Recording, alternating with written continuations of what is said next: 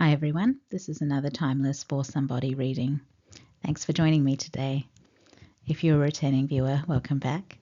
If you're new to this channel, I'll just explain that I use the slideshow format because I'm actually someone who channels when I write, and this format allows me to present my content on YouTube.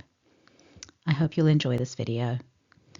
In terms of the For Somebody readings, they aren't intended to be general readings. They're timeless readings, and I hope they'll find the people they are meant for at the right time. So if this video is not for you, it will not resonate. But if you're here, there's probably a reason you were drawn to this reading. It's always my intention that anyone who comes across any reading I do will gain something from it. And that might be an insight or a piece of wisdom or even just the opportunity to consider something from a different perspective. So if you are here, please do check out the video. I'm sure the universe brought you here for a reason. All right then, let's get straight to it. These are the cards that showed up for this spread. For those who are interested, the card decks I've used will all be listed on a slide at the end of the reading. At the bottom of the deck today, we have the Seven of Pentacles, and this is the energy of a patient gardener, someone who has been steadily investing in something for the future, in the same way that a gardener might tend to their garden so that they might see their flowers bloom or their garden produce fruit and vegetables. Those things will only happen in the right time and in the right season, and the gardener knows that, but they think those results are worth their time and effort. This card is about patient investment. It's essentially the opposite of instant gratification. Anyway, in the Seven of Pentacles card, the season this person has been patiently waiting and hoping for has finally arrived. And in this particular card, it looks like the tree this person has tended is now giving them so much. We see an abundance of flowers and fruit, and abundance is the right word here because this tree is even able to support this person completely. I'd say this means that whatever this person has invested in has made them financially independent. Now, this isn't typically a wish fulfillment card, but I guess this person has definitely got the outcome they were hoping for when they put in all the investment. And actually, I just remembered I should have said this at the start, but this particular deck tends to feature mostly female characters. I know that's going to mean I'm using she and her as the pronouns because it's just natural for me to read the characters based on how they look. So I'm just going to remind you all that tarot cards are energies, not genders. So don't worry about the pronouns I'm using. If the story resonates for you, but the pronouns don't worry about it. The pronouns really aren't relevant. All right, I'll get back to the reading now. So this looks like an interesting reading already. My eye is being drawn to that first oracle card that is titled, The Tree of Wishes is Calling Your Name. And it's interesting. Both of these cards feature a tree. The message of this card is, an almost forgotten wish will now come true. This is interesting because I did just say that the Seven of Pentacles is not a wish fulfillment card. The Seven of Pentacles is just this person accomplishing the outcome they have worked for. This then is a different wish, something from so long ago that it's a distant memory, almost forgotten. This is a wish this person probably gave up on because it was that long ago. And it's coming true now too. So wow, I guess this really is a season of blessings for this person. The next card, or the first card in the spread, is the Six of Pentacles, and this is a card of giving and receiving. And this card, just like the traditional image, features a set of scales, and that's about justice and fairness in relation to giving and receiving. Interestingly, at first glance, this card could easily be mistaken for the Two of Cups because there are two people on this card and they're both holding a cup. The Two of Cups card is about soulmates who have a natural bond and affection for each other. In the Two of Cups, each of them has a cup that they're willing to share with the other. And the cups are the same size, and of course the cups are like the Ace of Cups. They represent love and positive energy. In essence, the Two of Cups is actually a very balanced card. It shows people who see themselves as equals and have a genuine connection where their feelings for each other are mutual. So this card looks like that card at a surface level. But if we look closer at the image, we see a problem. It's only one person's cup that is being filled, and the other person is just watching this happen and wondering why they aren't receiving. If you look at the two women, they're both dressed very similarly and they look similar in appearance. So there's no obvious reason for this preferential treatment. So there's something here that's not fair, and it makes this unbalanced. Now, this is not necessarily the fault of the person whose cup is being filled. They're not the one pouring the tea in this scenario. There's just some reason why they are benefiting more. I'm thinking of rock bands and football teams now, so this is a bit like how the lead singer of a band can end up getting special treatment and extra advantages, even though the band's success was actually the result of everyone's efforts. The lead singer seems to be more likely to get invited to events, get asked to appear on the covers of magazines or in advertisements, and so on. And in football, it's a similar thing. It's the attacking players, the goal scorers who get all the glory, the attention, the applause, the celebrations, and so on. And in contrast, the defenders at the other end of the field, who are just as committed to the team winning, but they don't get the same response from the public. So there might be a defender in a game who stops the other team from scoring several goals, and that won't be celebrated as much as the attacking player who scored a couple of goals. So I feel like with those things coming to mind, there's some structural reason for this imbalance that we're not aware of. I guess, though, the other person here might feel like the person who was receiving more should have tried harder to make things fairer, that they should have done something.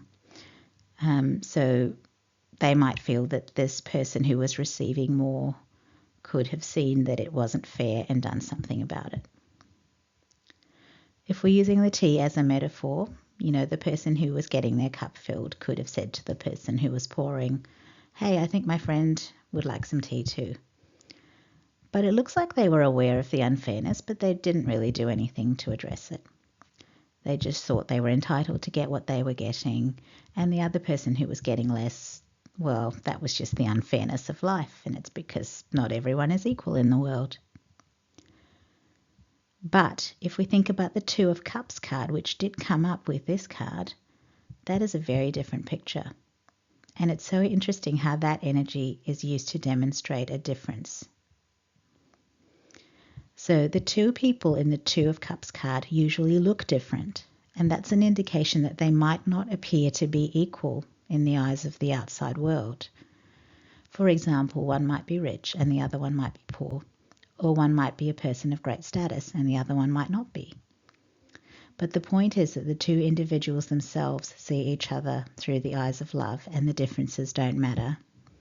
They are both happy to share their blessings with each other and to give to each other.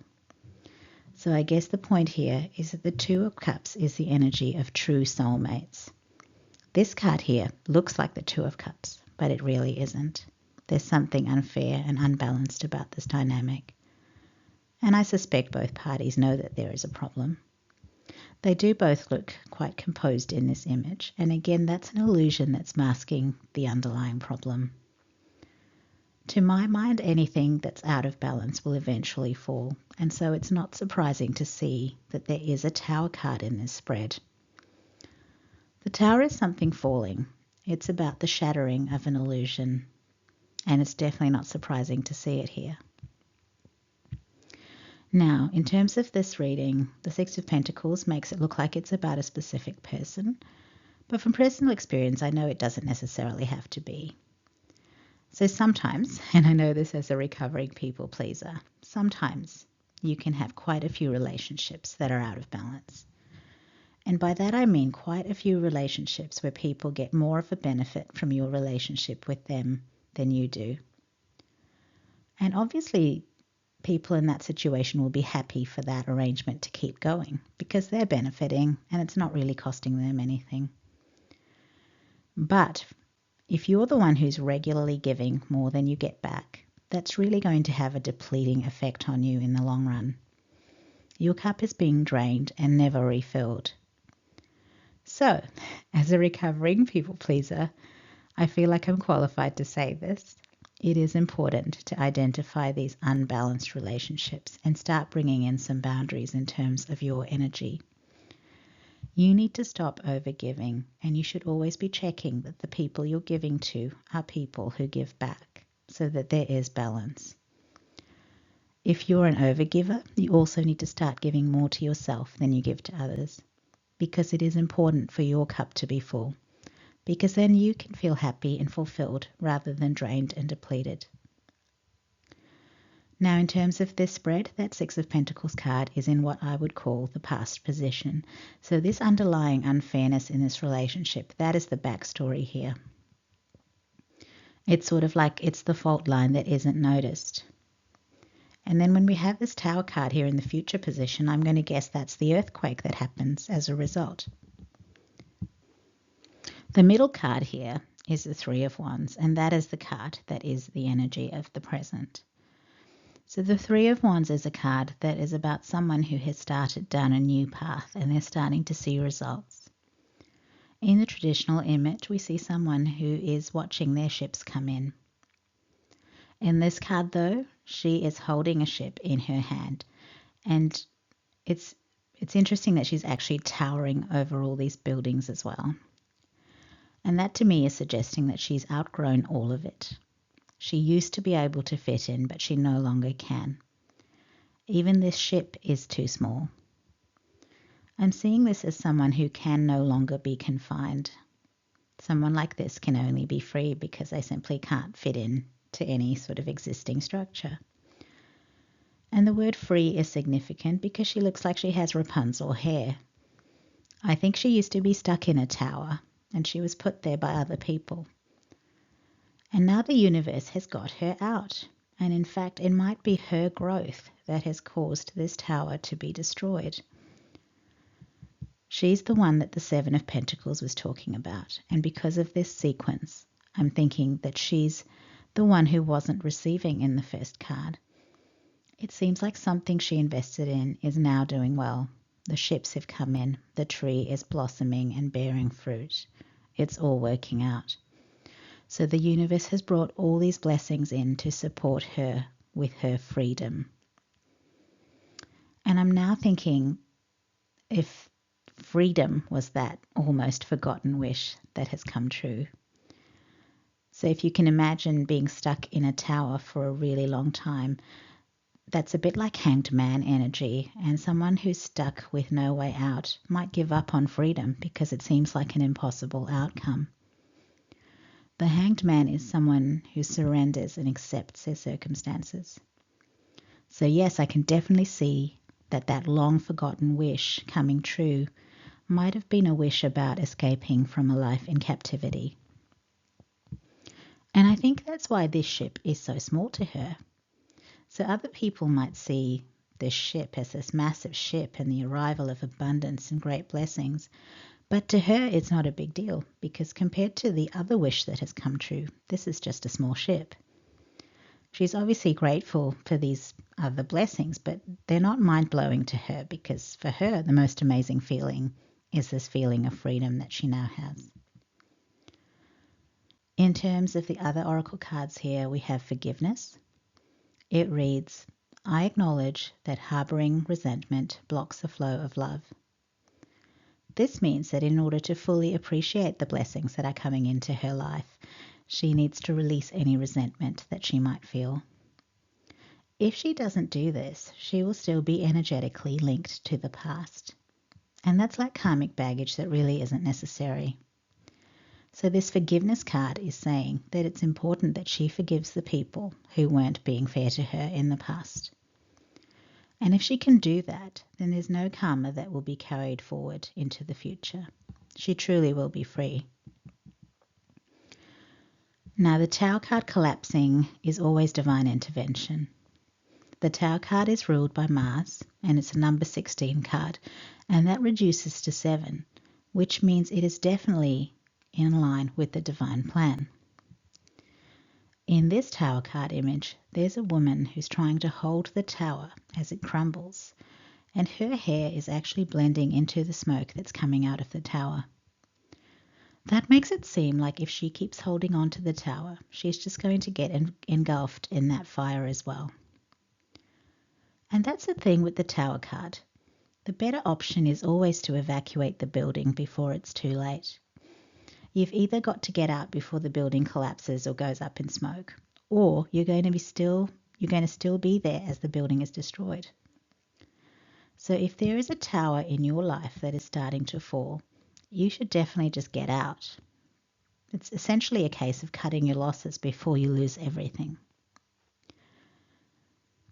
Now that last oracle card that we've got is Freya, and it fits with the tower card perfectly. The card is titled Phases and Cycles, and it reads, "There is a beginning within every ending. Illusions are revealed and released."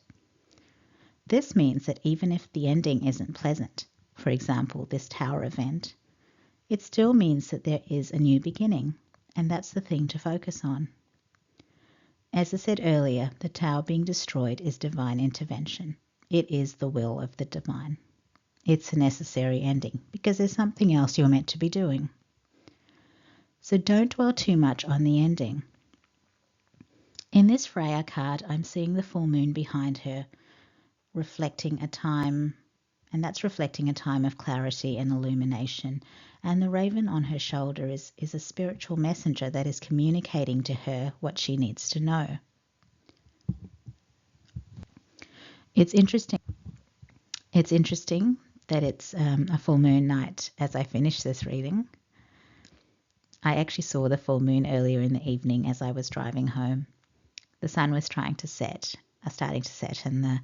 and the sky was this gorgeous shade of purple behind the moon. It was absolutely stunning. And actually the purple in that Freya card is reminding me of that too. Well, anyway, this was originally intended to be a timeless reading, and so I'll stick with it being a timeless reading. But I will just say that this particular full moon is the full moon in Capricorn in 2024, and it is conjunct Pluto. And so it's definitely interesting to have the Tower card and this Freya card about endings show up for this spread. If you happen to be watching this video at the time of upload, then maybe something is ending in your life that is being brought about by this Pluto conjunction to the full moon in Capricorn. Well, the right energy to be in with this is to graciously accept what is ending and to let it go. The card that follows the Tower card in the major arcana is the Star card, and that's about recovering and dreaming about a positive future. So consider that to be the right energy. I also just got the 5 stages of bereavement pop into my head, and I guess that might be saying that you can just jump straight ahead to the acceptance stage and bypass all the other stages. You know the stages: denial, anger, bargaining, and depression. You don't need any of those stages. You can just accept that this tower falling is the will of the divine and have faith that it happened for a good reason. There's something else that's meant for you. And if this is you, it looks like you're entering a period of life that involves freedom and abundance. So that's definitely going to mean that things work out favorably for you. And that's the end of the reading. It was a bit heavier, but I guess we know that when we see a Tower card in the spread. If this reading resonated for you or you found it helpful, please give the video a like or leave a comment in the comment section. This is actually a transitional time in my life too, so I do understand that it's challenging, and I know it's affecting a lot of people right now. You are most definitely not alone. All right, everyone, thanks for staying to the end of this For Somebody reading. As promised, here are the decks I used in the spread for this reading.